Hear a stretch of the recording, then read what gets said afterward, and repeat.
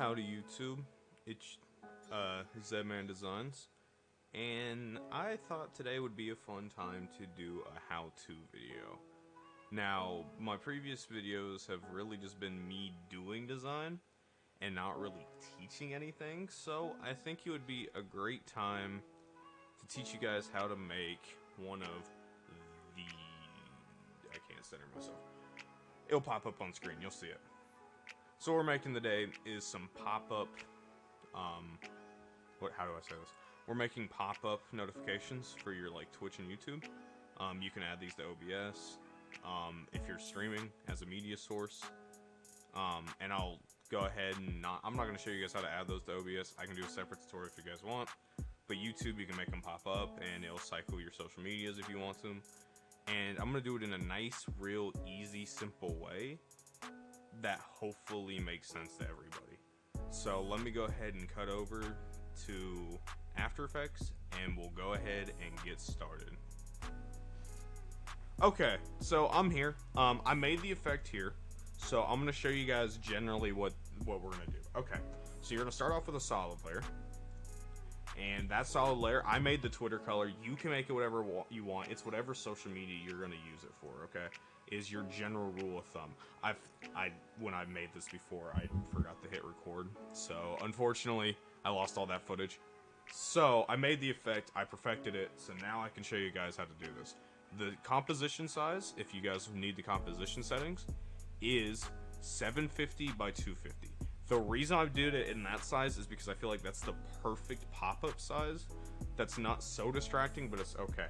So the things you're gonna need: 1, the Twitter logo.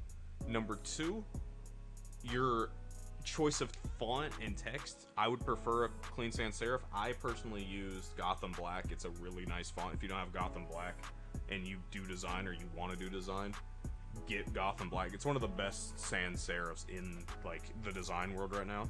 And then get a nice little solid color going. Okay, first thing I did was I changed my solid to the Twitter color. So basically what I want this to do is I want this to slide up. I want the background to come up. I want the Twitter logo to come up. I want the Twitter logo to slide to the left. I want it to reveal my the follow me text. I want the follow me to text to fade out, and I want the Twitter logo to come back and everything go back down. That sounds really complicated. As you see, it's not simple. So I'm gonna show you guys step by step. So first, you're gonna go to, I'd say, about 2 seconds into the future. Okay, I've already done it. I'm gonna explain it. 2 seconds into the future, mark the position of your Twitter logo and your background, wherever they are, and if you're happy with them. I would say get your Twitter logo dead in the middle to start off with, and then talk. And then you're gonna rewind to the start of the timeline, and you're gonna go down 400 pixels, 400 or 500, depending on how fast you want it to be. So when you do that, you're gonna shift click both, just like this. It can be both at the same time, and you're gonna hit F9 on your keyboard. What that's gonna do is that's gonna ease them, and it's gonna make it a lot more natural. So what you should have, I'm gonna disable this just so you see what I'm talking about, is up till 2 seconds. All it's gonna do is just slide up. Okay. Now, I have it where the background's gonna come up first. If you want that, you take the Twitter logo and you just move forward 5 frames. If you don't know how to move a frame in After Effects, it's page up or page down. Or I would honestly just eyeball it. If it's a little bit ahead, it's perfect. Okay, so from there, you're gonna go and you're gonna decide, do you wanna go right or left? I personally like left, that way you read text, because you read text left to right. So what I did was, I took it, and then now I basically, what's gonna happen is I marked the position here, okay, right?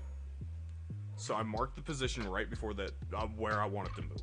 I set the scale a little bit down, so I changed the scale. So I marked the scale keyframe right here too. And then I took it where it's going to slide to the left, slowly.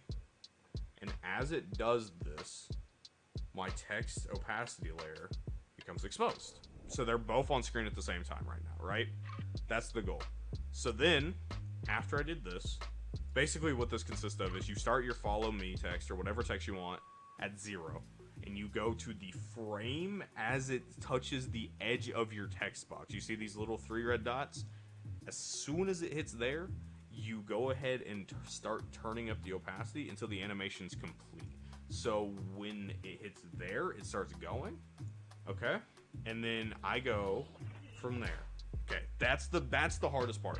Now, the next part is all optional. You could leave it here, and what you could have happen was you could turn off the opacity in OBS or in something. You could just have it fade off, right? In like YouTube, you could have it fade off.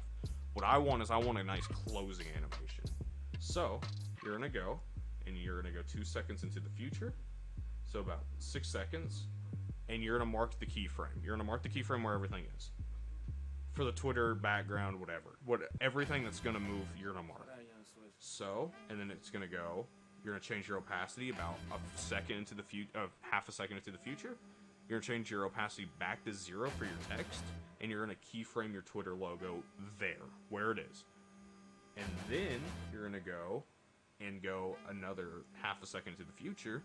You're gonna move the Twitter back to the middle, and then at that point you're gonna mark the background's position, so where the background's gonna sit. And then this is the easy part. Go a second into the future and move both down, the background being last, the Twitter logo being first. And just like that,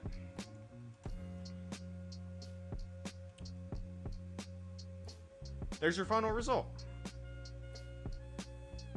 Now, what happened with mine is, I wish you guys could have saw this. If you look at the keyframing of this, there's one line that's a little off center. I kind of like that little flourish down. I'm okay with it, but I understand 100% if you're not happy with it.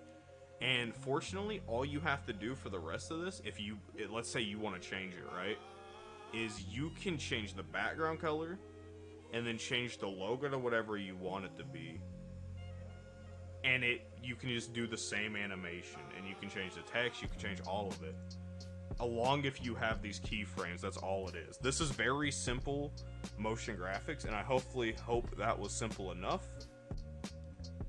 So yeah, I hope that was simple enough, because that took me way too long to record, if I'm gonna be honest with you.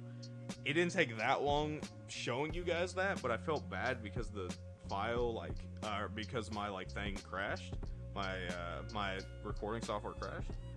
When you're exporting this, what you want to do is you want to go to export QuickTime, and you want to select RGB plus alpha. If you don't do that, it's going to have a black background, and it's going to not do anything. It's going to be pointless to do the even fade in. At that point, you might as well just have the blank text. So hopefully this adds a little bit of variety to your stream, to your YouTube, whatever you're going to use it for. Personally, I'm going to start using them more. If you guys want a tutorial in the intro that played at the start of this video, let me know. That was a really fun thing that I made. It took me a long time, so maybe somebody else can find some use in it. Follow my social medias. Twitter's getting updated almost daily at this point. I just recently did a giant rebrand for somebody, so hopefully if you guys want to see that, I could show you guys in depth how I made everything for it. Podcast is still starting soon. Haven't really set down a full start date for that yet.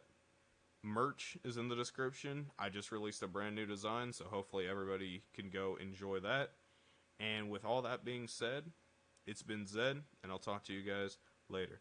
Peace.